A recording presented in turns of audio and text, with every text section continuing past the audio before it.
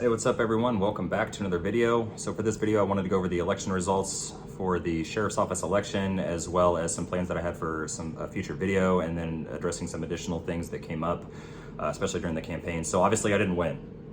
And I knew that that was going to be the case going in, based on the fact that I was a write-in candidate. Write-in candidates never win these types of things, they just don't. Also the fact that I didn't register as a write-in candidate until a week and a half prior to the election ending, and then I only campaigned for a week. That being said, I still did get like almost 15% of the vote. Matt Kendall got 85, and that's pretty damn good considering it was like a week time frame. And I know based on the support that I have and everything else, that if I would have ran back in March or April, I would have definitely won this thing. So 15% is good. Regardless of what Mike Tobin says, who was probably one of the worst cops that ever worked in Mendocino County, completely just the worst. And he said I wasn't even going to get 1%. Guess what, Mike? I got 15. So the support was unreal, and a huge shout out to all of you that supported me and made posters and t-shirts and buttons and bumper stickers and stuff like that. I had a great time meeting all of you, going to all the meet and greets. Thank you to everyone that showed up for those, and the support, especially on the coast, was unreal. I can't tell you enough like how much I appreciate it and how much like of a great time I had meeting everyone. Everyone was so friendly and genuine, and it was very, very positive experience. I don't regret it at all. I'm not disappointed or mad or upset. I knew that, like I said, this is going to be the result going into it, just because it was so last minute and I had such an uphill climb to do it. So, but yeah, it was great. And I've had a lot of people reach out to me and say, they want me to run again in 4 years. And I'm going to be completely honest with you guys, I can't commit to that, because it's not like in a year or even two where I can say like, yeah, I can definitely commit, and that's something that I'll be willing to do. I would like to say yes, and I would like to say I'll 100% be there in 4 years, but I don't want to lie to you guys, just like the Sheriff's Office does and UPD does, and then a lot of, the higher ups anyway, and contribute to that list. So I'm not going to say yes 100% I will run again in 4 years, because that's a very, very long time. And then once the 4 years is up and time comes and then I'm not there, I don't want to, lie, and I don't want to make false promises, because that's not what I'm about, regardless of what people say. So I can't say that. Now, that being said, there are a lot of people that are wanting to do a recall. They're wanting to recall Kendall, because there's a lot of people in Mendocino County that do not like Kendall whatsoever. They think he's, garbage and worthless and hasn't done anything, and he never interacts with anybody, never does anything.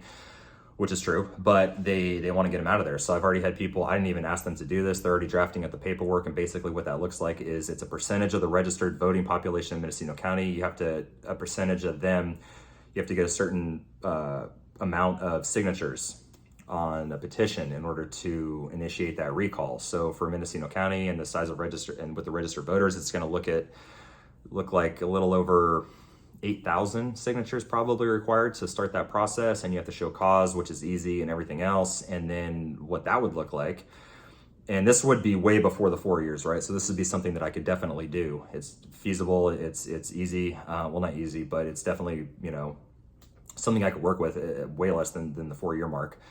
But we would campaign. I would campaign against him, just like, what happened with Gavin Newsom, the governor of California, a couple years back, when they pushed the recall through, and then he had to campaign against Larry Elder, and unfortunately he won against Larry.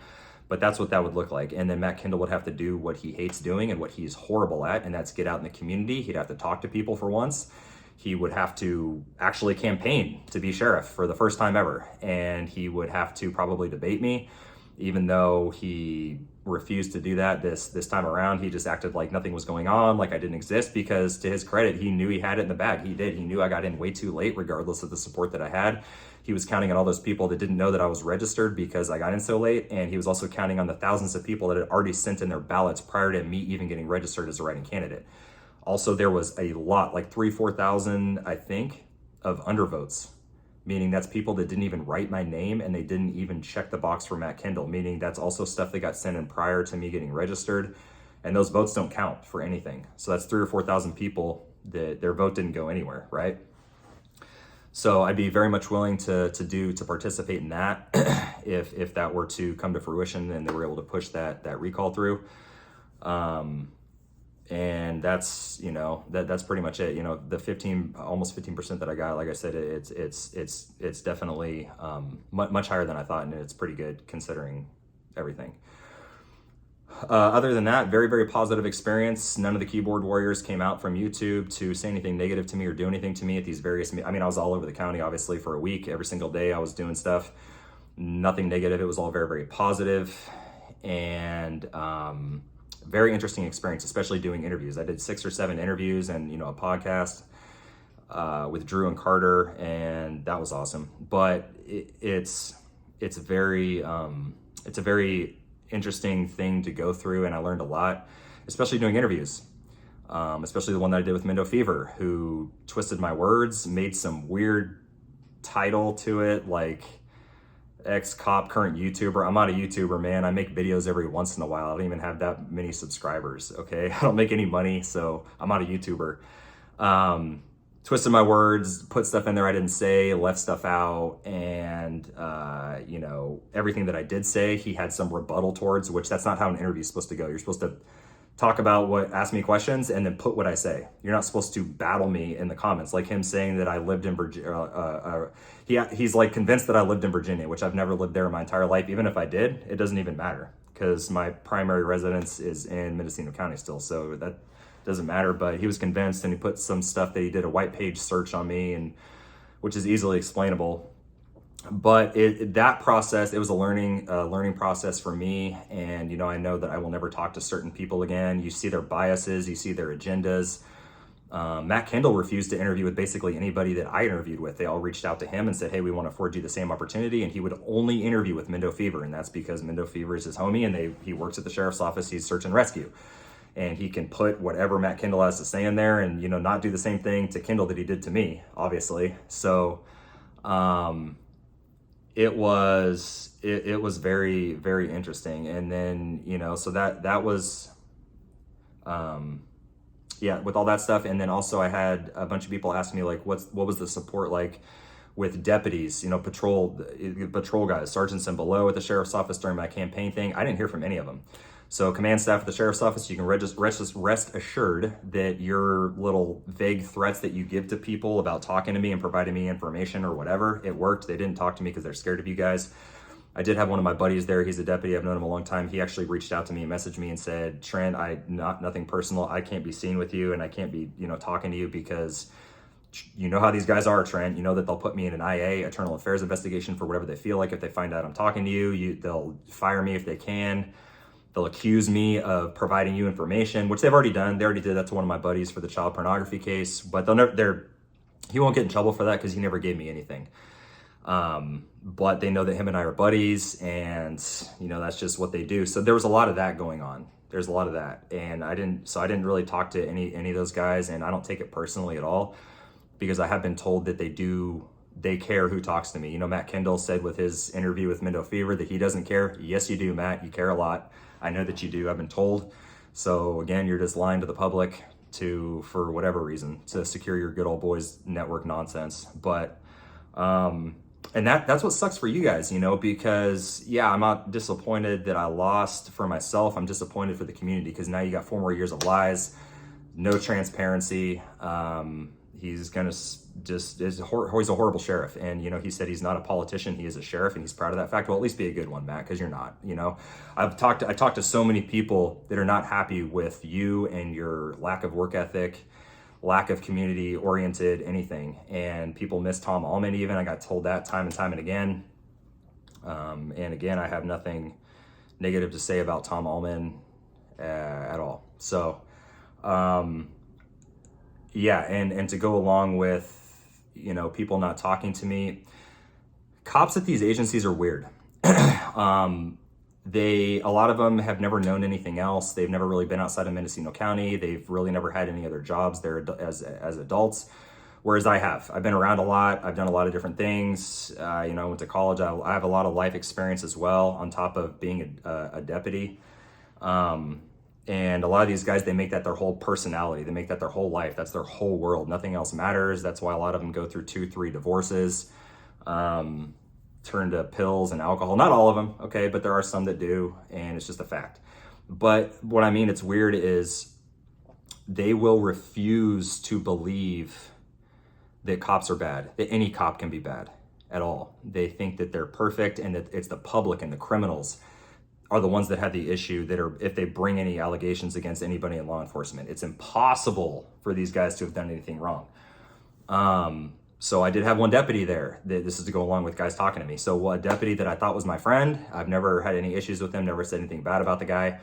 He was talking to one of my buddies during this election, and my friend was like, hey man, Trent could be your boss, joking around. And this guy's like, that'd be terrible. I know a bunch of stuff that Trent did in Covelo, and you know, he tries to act like he's perfect and blah, blah, blah. And my friend's like, okay, so what did Trent do? And he's like, well, I just know some stuff. And he's like, well, what stuff? Oh, I just know. He wouldn't tell him, right? Because there's nothing to tell.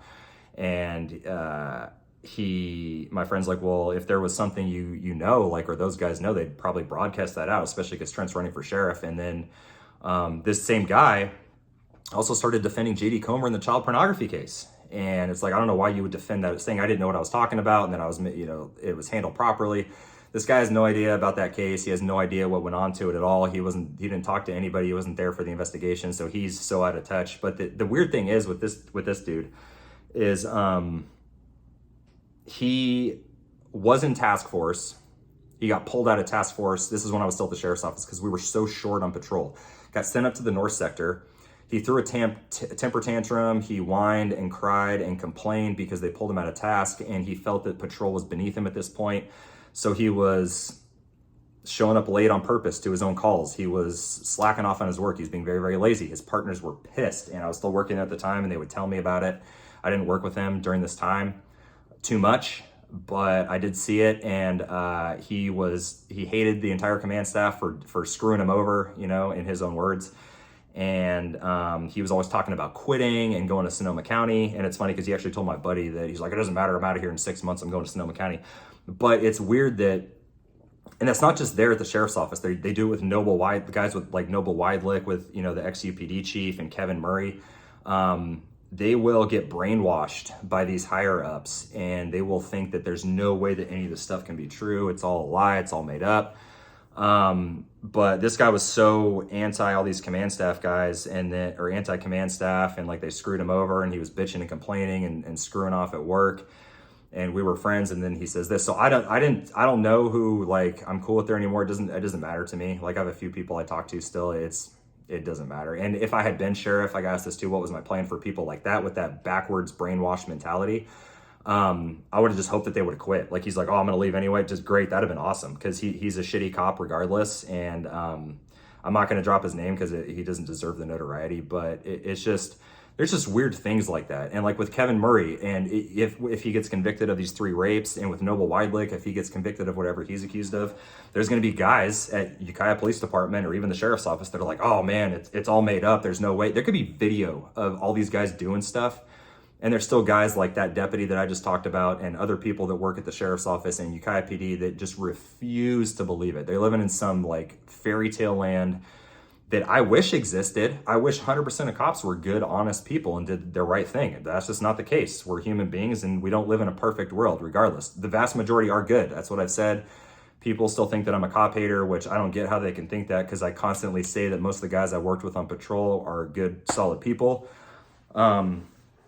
But yeah, that's just not the case. So, you know, it was a weird, overall it was like a good experience, like I said, campaigning, but I run into weird stuff like that.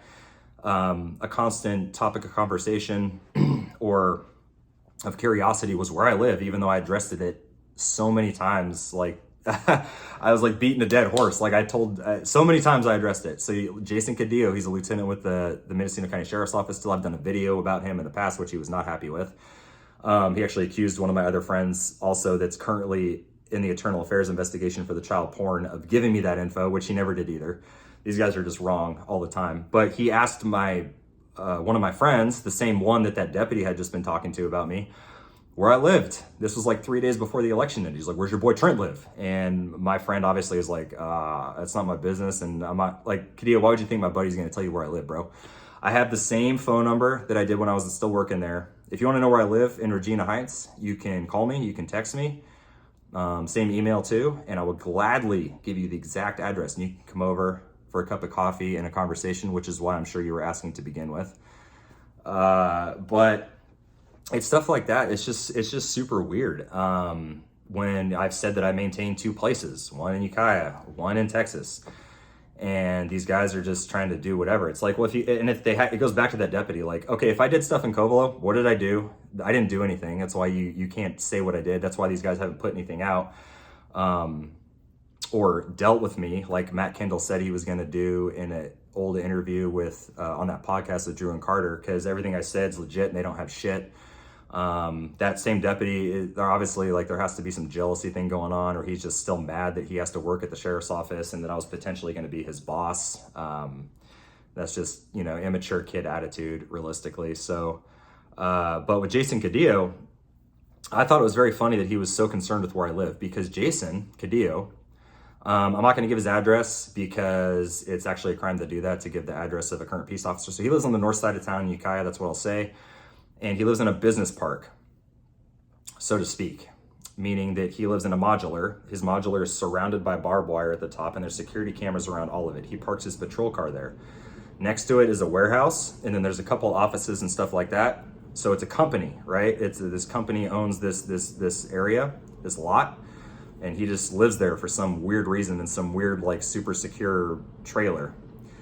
But the president of this company has a house in New Braunfels, Texas, which is close to where I live, or if my other spot is in Texas. And that house is also on paper utilized and rented, leased by a known drug dealer that lives in Ukiah also. So again, president of the company where Jason Cadillo lives is buddies and hooks up and rents out his pad in New Braunfels, Texas to a known drug dealer in Ukiah. I'm not saying Jason Cadillo is doing anything shady, but that's kind of weird. Why do you live there? What's your relationship to that president guy, or also this dude that lives in Texas that's a known drug dealer? There's a lot of weird shit that's going on there. So I'd be more concerned explaining yourself with that situation than wondering where I live. And that's pretty much it. As far as the election stuff goes, I did piss off a lot of people with my term of assault rifle. Listen here, guys. I respect your opinions regarding firearms either way. If you don't like them, great. If you like them, cool. I said I'm not a gun guy. I will never be a gun guy. I just not who I am. Like, they're all right, I guess. I used them for work, obviously, but people were pissed. Like, well, what's an assault rifle? That's not even a term. Like, people just made that shit up. Listen, that's a very common term to use. If you're a cop on the street and you're interacting with people with rifles, you're arresting them for whatever, because it's still a felony in the state of California. If you have a certain type of rifle, I won't use the word assault, so don't worry. It's still a felony. You still can't have it. You know what I'm saying? So us as cops, we would use that term assault rifle. It's just because everyone knows what you're talking about when you say that. It's like, I don't feel like saying, like, AR-15 sometimes or whatever. It's just like, it's just one of those things. So I had a lot of people get all mad about that, which was a very sensitive topic these days.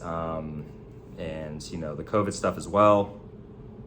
But I was honest with everything and my opinions on everything. So yeah, but like I said, overall was good. So going forward, we'll see what happens with the recall stuff, and then I'm gonna go back to business as usual with the videos, the YouTube videos, and upload them whenever I get a chance to. I'm gonna be back on that. I'm doing another one in, I think, a couple of weeks. I'm gonna meet up with Zeke Flatten, who lives kind of close to where I do in Texas. He's the guy that got pulled over back in 2017 by the two Runner Park cops, and they robbed him of his weed, and then now they're, they got fired and going through all that stuff. But there's also Mendocino County cops that are involved in that. So a federal judge recently shut down the RICO case, which people think it's over. It's not over. That federal judge did not follow case law or the evidence that they have. So they're, going to the Ninth Circuit Court of Appeals, which they're going to win because, again, they have case law and evidence on their side. I don't know if that federal judge was hooked up with somebody and that's why she squashed the case. I don't really trust anybody anymore, especially in those types of positions, just from what I've seen. But yeah, so we're doing that and going forward. And since I brought up Noble Weidlich earlier, I've had a lot of people ask me this. I don't know what he did. Guys. I know he's been fired by the city. They put out that press release stating that they only fired him for policy violations, but obviously he's being accused of something much more serious. It's been this whole time now, a couple of weeks or something like that since he did this, and nobody's saying anything. Any other citizen would have this information broadcast everywhere. It's the same thing with the child pornography case. Matt Kendall was never going to talk about it ever until I brought it to light on YouTube. Same thing with it. I don't think that they're going to talk about this at all. No, he's not a chief anymore, but he still gets afforded privilege that most people don't. Why is that? I don't know. And I've heard rumors of the stuff that he's involved in. I mean, they put it out already that it's an assault. And based on the rumors I've heard, that's a very nice way to put that. Again, I don't want to be known as the rumor guy, because some people that don't know any better keep saying that that's all I talk about is rumors. So I didn't really want to get, even though people asked me to address rumors, but I've heard a couple things, guys. I'm not really going to say, because I have no concrete evidence of any of it. I wasn't there. And it's very, very hush hush. I've asked a lot of people, nobody knows, or they're not saying anything. It's really, really weird. It's actually like the most top secret thing I've ran into so far, and all the stuff that I've seen in Mendocino County regarding cops, for whatever the reason is. And it's like I said, it just goes to show you that privilege, that once you reach that certain position in law enforcement, you are afforded a lot of things that the guys down below aren't. This was a guy on patrol or an officer, whatever, deputy. They would have had that all over everything. So I'll have to wait and see. I don't have any information on that one, guys. If I did, you best believe I would have done a video on it already. The guys that are investigating it in Sonoma County supposedly said that they are going to be releasing it at some point. I don't believe that, but I'm hoping I'm wrong on that. I just, they're keeping it under wraps for something. The investigation's done. They're not still investigating it. Their reasoning, they stated, was it was going to somehow hinder the investigation. That got done already, man. Like the stuff that I've heard, like you can't. There's no way this is taking this long. Like you're stalling for time for whatever the case is. You're trying to hook this dude up. I don't know if he's your buddy too, but it's weird because I don't know. It's all weird. And these guys that are still defending people like Kevin, Murray, Noble, and Matt Kendall and stuff. And, the child pornography case blows my mind that somebody would defend that, especially like that deputy. It's weird. People said that I lied about all this stuff. Obviously I didn't, because a lot of this stuff is coming out now regarding these people's like personality and their lack of morals and the types of people that they actually are, and the things that they're getting accused of, and the things that proven to have happened and stuff like that. Really just goes to show that I wasn't just being a disgruntled ex-employee, even though I never worked for Ukiah PD. But yeah, so if I get any information on that, I'll do a video immediately. So that's going to be it for this one. Again, thank you all very much for the support throughout the campaign, and everybody that did vote for me and came out to, to my various meet and greets and stuff like that. And I will see you guys in the next video. The best of luck in the meantime with the horrible administration at the Mendocino County Sheriff's Office. Just more lies, more bullshit. I can't even, I feel bad for you guys. You have to still put up with that stuff. I feel even worse for the people that genuinely believe it, that these guys have done nothing wrong and they're overly truthful with everything, because they're not, trust me. But yeah, that's gonna be it. You guys take care.